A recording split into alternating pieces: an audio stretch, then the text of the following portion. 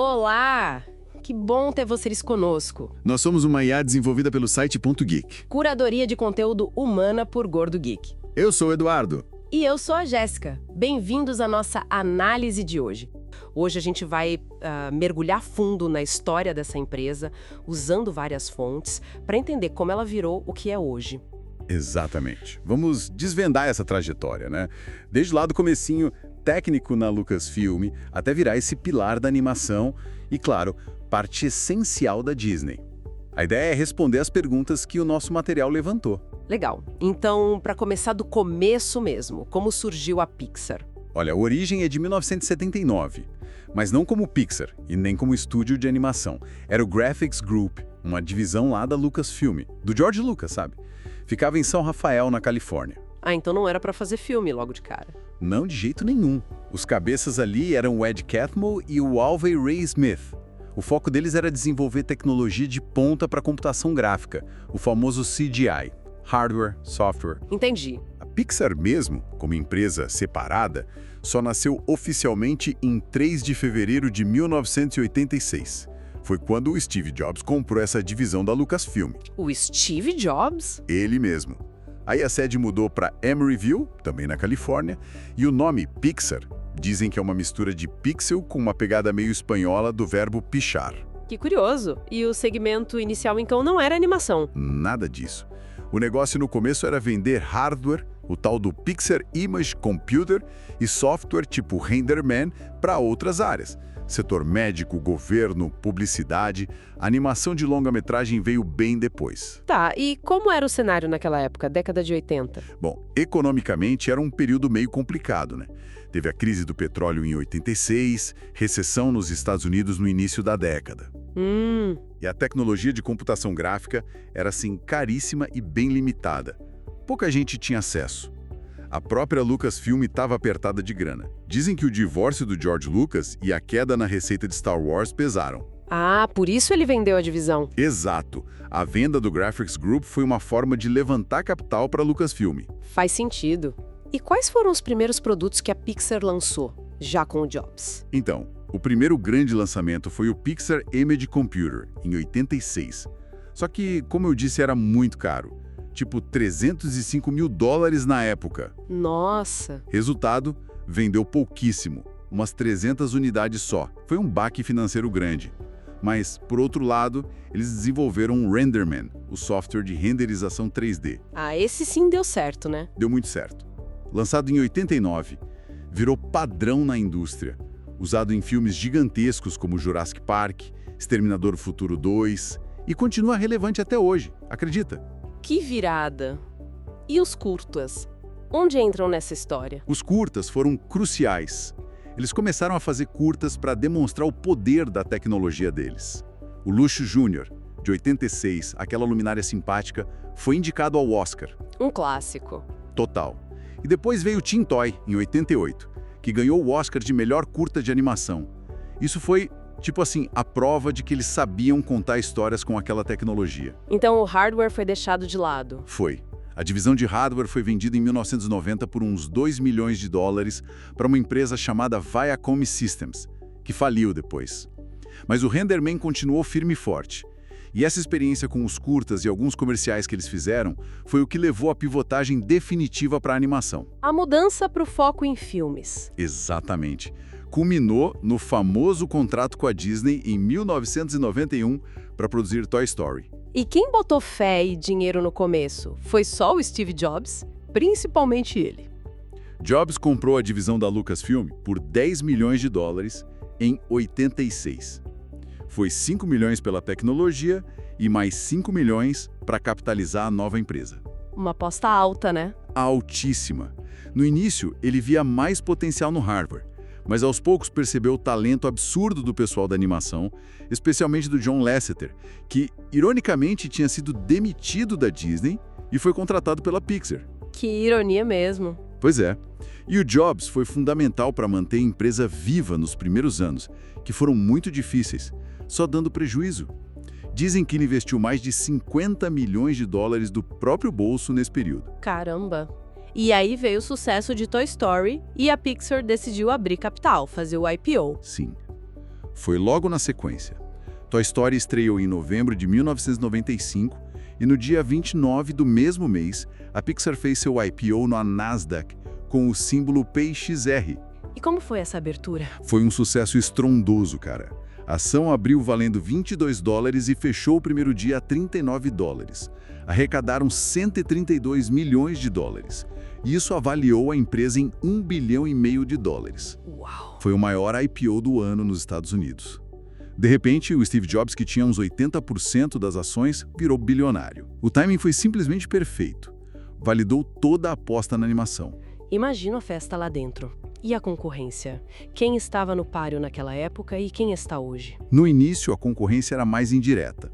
Tinham outras empresas de efeitos visuais, como a ILM, que era da própria Lucasfilm, né? E, claro, os estúdios de animação tradicional, principalmente a Disney. Mas aí esquentou, né? Esquentou muito nos anos 90. Em 1994, surgiu a DreamWorks Animation, fundada pelo Jeffrey Katzenberg, que tinha saído da Disney numa briga feia. Ah, o Katzenberg. Ele mesmo. E aí começou aquela rivalidade famosa. Formiguinha Z da DreamWorks contra a Vida de Inseto da Pixar, lançados quase juntos. Depois teve Shrek contra Monstros S.A., uma briga boa. Tinha também a Blue Sky Studios, que fez a Era do Gelo. E hoje em dia? Hoje a concorrência continua forte. DreamWorks ainda tá aí, tem a Illumination, que faz meu malvado favorito, ligado à Universal, e a Sony Pictures Animation. O mercado de animação é bem disputado. E como tá a Pixar agora, em junho de 2025? Ela ainda existe como marca separada dentro da Disney? Sim, totalmente. A Pixar foi comprada pela Disney em 2006, mas continua operando com bastante autonomia criativa em Emeryville. É uma parte integral e super importante da Disney. Continuam lançando filmes aclamados. Já são 28 longas. Nossa, 28. Pois é. Incluindo sequências como Toy Story 4 e o recente Divertidamente 2, que foi um fenômeno, passou de $1 bilhão em bilheteria global. E também produzem muito conteúdo pro Disney+. E financeiramente, dá pra saber como eles estão? Os números específicos da Pixar são um pouco mais difíceis de isolar, porque estão dentro do balanço geral da Disney. Mas a gente sabe que a bilheteria acumulada global da Pixar já passa dos $15 bilhões. Dá uma média de quase 680 milhões por filme. Impressionante. É muito forte. A Disney como um todo reportou receita alta no último trimestre de 2024 e o segmento de streaming, que inclui o Disney Plus, finalmente começou a dar lucro. Então a Pixar contribui bastante para isso. E os últimos 5 anos? Pegou pandemia, né? Sim, os últimos 5 anos foram agitados.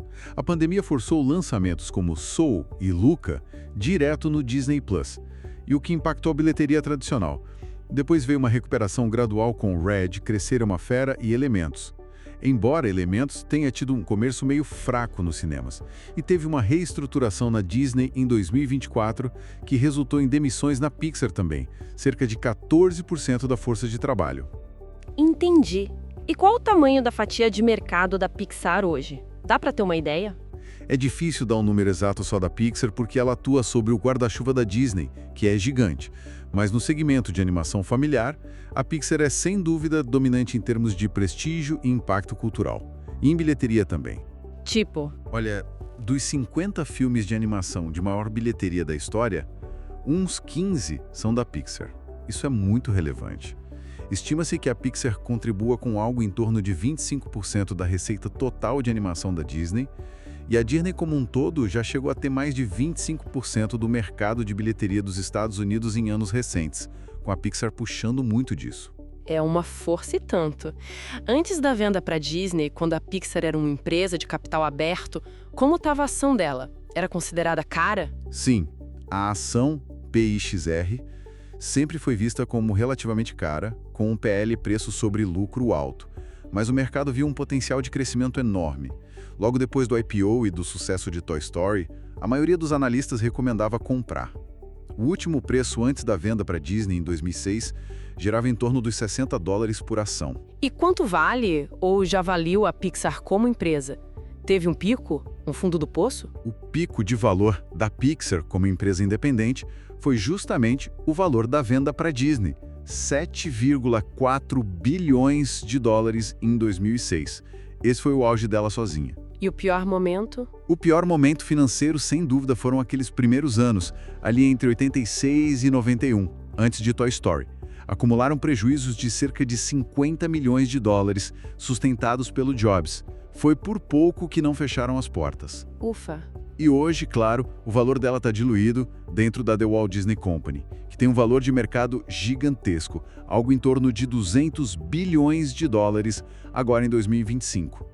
Momentos difíceis mais recentes incluem, como falamos, a estreia mais fraca de Elementos em 2023, que gerou dúvidas sobre a performance na bilheteria, apesar de ter se recuperado bem depois. Certo. E em que segmentos a Pixar atua hoje, além dos filmes para cinema? A atuação é bem ampla.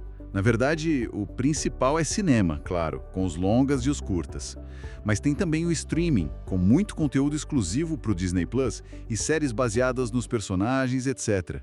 E um braço fortíssimo de licenciamento e produtos de consumo. Tipo brinquedos, roupas... Exatamente.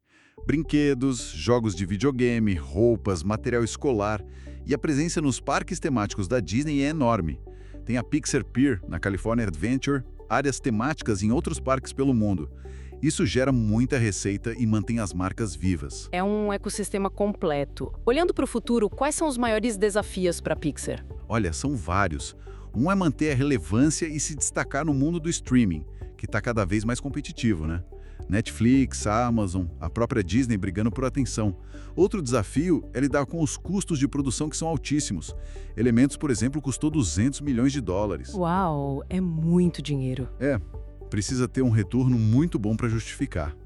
Além disso, tem a pressão por continuar inovando, tanto na tecnologia, talvez, com inteligência artificial, realidade virtual, quem sabe, quanto na narrativa. E um ponto que sempre gera debate: equilibrar a produção de sequências de franquias conhecidas com histórias originais, para não cansar o público e a crítica. Esse equilíbrio é difícil mesmo. E quais seriam os pontos fortes e fracos hoje? Pontos fortes, acho que o principal é a cultura criativa única deles. Aquele famoso Brain Trust, que garante um nível de qualidade de colaboração muito alto. A capacidade de criar histórias que emocionam gente no mundo todo. A tecnologia de ponta, com o Render Man ainda sendo um ativo importante. E, claro, a parceria com a Disney, que dá um poder imenso de distribuição, marketing e recursos financeiros. E os fracos? Como ponto fraco, talvez uma certa dependência das franquias nos últimos anos, que gerou críticas sobre falta de originalidade. A pressão constante por resultados financeiros dentro da máquina Disney pode, às vezes, sufocar um pouco a criatividade mais arriscada.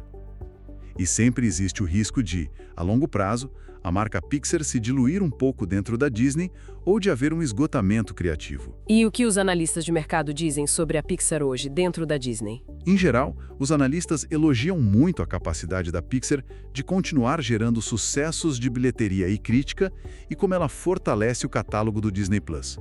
Mas também apontam esses riscos: a concorrência no streaming, a necessidade de emplacar blockbusters consistentemente para justificar os custos e o desafio de manter a inovação. A recomendação sobre as ações da Disney, que inclui a Pixar, varia, mas geralmente reconhecem a força do portfólio de animação. Falando em histórias, tem alguma curiosidade legal sobre a Pixar? Algo engraçado ou inusitado? Tem várias. A origem da luminária, a Luxo Jr., foi inspirada numa luminária de verdade que o John Lasseter tinha na mesa dele. Outra, nos anos 90, quase venderam a empresa para Hallmark ou para Microsoft, acredita? Antes do sucesso de Toy Story. Sério? Quase não tivemos a Pixar que conhecemos? Quase. Tem a história da rivalidade com a DreamWorks e o Katzenberg, especialmente a polêmica do Formiguinha Z versus Vida de Inseto, que muitos dizem que o Katzenberg apressou para lançar antes da Pixar, depois de sair da Disney. Tretas de Hollywood. Total.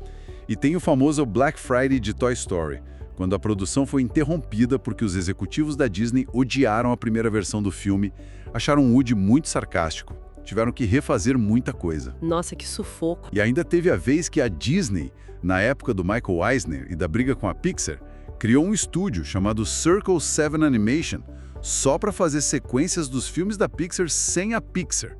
Mas esse estúdio foi fechado logo depois que a Disney comprou a Pixar. E claro, o retorno triunfal do Lasseter à Disney, liderando toda a animação depois da aquisição. Muita reviravolta. E quais foram os momentos de maior dificuldade mesmo? Aquelas pedras no caminho? Com certeza, os primeiros 5 anos, de 86 a 91, com prejuízo atrás de prejuízo por causa do hardware. Foi muito tenso. A crise criativa de Toy Story que quase cancelou o filme. O rompimento público das negociações com a Disney do Eisner em 2004, que deixou o futuro incerto. E, mais recentemente, a estreia de elementos abaixo do esperado em 2023, que gerou muita preocupação inicial.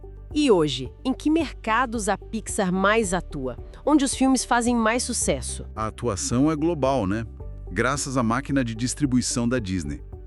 Os Estados Unidos ainda são o principal mercado, respondendo por uma boa parte da bilheteria, talvez uns 50%. Mas Europa e Ásia são mercados importantíssimos também. E eles adaptam para cada lugar. Sim, investem muito em localização. Dublagens de alta qualidade, marketing adaptado para cada cultura. Um exemplo é o sucesso estrondoso de Viva a Vida é uma Festa, no México, onde o filme se conecta profundamente com a cultura local. E América Latina? Brasil. América Latina e Brasil são mercados bem relevantes também. As dublagens brasileiras da Pixar são super elogiadas, né? E eles fazem eventos como aquela exposição Mundo Pixar que teve em São Paulo e foi um sucesso. Os dados específicos de quanto cada região representa na receita global não são tão detalhados publicamente pela Disney, mas a presença é forte em todos esses mercados. Legal. Pensando em toda essa trajetória, quais foram os principais acertos da Pixar? As jogadas de mestre? Várias. A parceria inicial com a Disney para fazer Toy Story, mesmo com termos ruins no começo, foi vital para colocar a Pixar no mapa da animação. O foco incansável em narrativas originais e com profundidade emocional que virou a marca registrada deles. O IPO estratégico logo depois de Toy Story, que deu a eles poder financeiro e de negociação. A aposta em talentos-chave como Lasseter, Catmull, Pete Docter, Andrew Stanton, essa turma é genial. A cultura interna colaborativa, o Brain Trust. E, claro, a venda para Disney na hora certa, sob o comando do Bob Iger, que resolveu o impasse com o Eisner e deu à Pixar mais estabilidade e recursos para continuar brilhando. E os erros? Onde eles tropeçaram? Talvez um erro inicial tenha sido subestimar um pouco a agressividade da concorrência, especialmente da DreamWorks. Em alguns momentos, houve uma percepção tanto da crítica quanto do público de um excesso de sequências, como na época de Carros 2, que não foi tão bem recebido. Lembro disso. Os termos do primeiro contrato com a Disney eram realmente muito desfavoráveis para a Pixar. Eles abriram mão de muita coisa ali no começo. E olhando para trás, a insistência inicial no modelo de negócios de hardware, que quase levou a empresa à falência, pode ser vista como um erro estratégico, embora tenha sido a origem de tudo. É verdade. Para a gente ir fechando, que lições a gente pode tirar dessa história toda para quem é empresário, para quem está empreendendo? Talvez 5 lições positivas e 5 negativas. Boa, vamos lá. Positivas. Primeira, persistência na inovação é fundamental. Toy Story levou anos para sair do papel e enfrentou muitos desafios. Segunda, parcerias estratégicas podem ser alavancas poderosas de crescimento, como foi a relação com a Disney, mesmo com os seus altos e baixos. Terceira, uma cultura criativa forte e protegida vale ouro. O Brain Trust é um exemplo disso. Quarta, tecnologia pode sim ser um diferencial competitivo enorme, como o RenderMan foi e ainda é. E quinta, o timing certo é crucial para aproveitar oportunidades, como foi o IPO pós-Toy Story. Ótimas lições. E as negativas? O que não fazer? Negativas. Primeira, depender demais de um único cliente ou parceiro é muito arriscado, como a Pixar sentiu na pele no início da relação com a Disney. Segunda, custos muito altos exigem retornos consistentemente altos, o que gera uma pressão enorme, como vimos com Elementos. Terceira, é preciso se adaptar rápido às mudanças no mercado e no consumo, como a transição para o streaming está exigindo agora. Quarta, confiar demais em fórmulas que já deram certo, tipo fazer só sequência, pode levar à estagnação criativa e cansar o público. E quinta, demorar para pivotar ou diversificar quando o modelo de negócio não está funcionando pode custar caro, como foi o caso do atraso em abandonar o hardware. Muito bom. Agora, só para recapitular umas perguntas específicas que sempre surgem sobre a Pixar. Quais são aqueles filmes que todo mundo lembra, os mais famosos? A lista é longa e cheia de clássicos. Toy Story, claro, e todas as suas sequências. Procurando Nemo, Os Incríveis, Monstros S.A., Up Altas Aventuras, Divertidamente, Wall-E, Ratatouille, Carros. São filmes que marcaram gerações, né? E continuam super populares, vendendo muito licenciamento. Com certeza. E sobre o Steve Jobs, como foi mesmo que ele entrou nessa história e comprou a empresa? Relembrando, ele comprou a divisão de computação gráfica da Lucasfilm em 1986 por 10 milhões de dólares. No começo, o foco dele era mais no potencial do hardware, do computador Pixar. Mas ele foi convencido pelo talento da equipe de animação, liderada pelo John Lasseter, e viu que ali estava o futuro. Foi ele quem bancou a empresa durante os anos difíceis, investindo milhões do próprio bolso. Teve a visão de pivotar para o entretenimento e de fazer o IPO na hora certa. A participação dele foi absolutamente crucial. E a venda final para a Disney? Como se deu esse negócio bilionário? Foi em 2006, um acordo de 7,4 bilhões de dólares, pago em ações da Disney. O contexto era o seguinte: a relação da Pixar com o então CEO da Disney, Michael Eisner, estava péssima, totalmente desgastada. As negociações para renovar o contrato de distribuição tinham fracassado. Clima tenso. Muito. Aí entrou Bob Iger, que assumiu como CEO da Disney pouco antes. Iger tinha uma visão diferente. Ele via a Pixar como fundamental para revitalizar a própria animação da Disney, que não andava bem. Ele abordou o Jobs com a ideia da compra. E o Jobs aceitou. Aceitou. Com a transação, o Steve Jobs se tornou o maior acionista individual da Disney e ganhou um assento no conselho. E o Ed Catmull e o John Lasseter passaram a comandar não só a Pixar, mas toda a divisão de animação da Disney, incluindo o Walt Disney Animation Studios. Foi um movimento que mudou a Disney por dentro. Dizem até que o Jobs revelou ao Iger sobre sua condição de saúde pouco antes do anúncio público do acordo, mostrando a confiança que se estabeleceu ali. Que história! É uma saga e tanto. No fim das contas, a Pixar continua enfrentando aquele desafio constante, né? Manter sua identidade criativa, seu padrão de excelência, sua alma, digamos assim, dentro de uma corporação gigantesca como a Disney. Especialmente agora, com a pressão do streaming, a busca por franquias, é um equilíbrio delicado. Sem dúvida. Uma jornada fascinante, cheia de inovação, arte, negócios e muita emoção. Acho que conseguimos cobrir bem os pontos das nossas fontes sobre a Pixar. Esperamos que essa nossa discussão detalhada tenha sido útil e, claro, interessante para quem nos ouve. E se você gostou, não esquece, deixa seu comentário, curte, compartilha com os amigos, isso ajuda muito a gente a continuar trazendo essas informações e análises. É isso aí. Muito obrigado pela companhia e até a próxima. Tchau!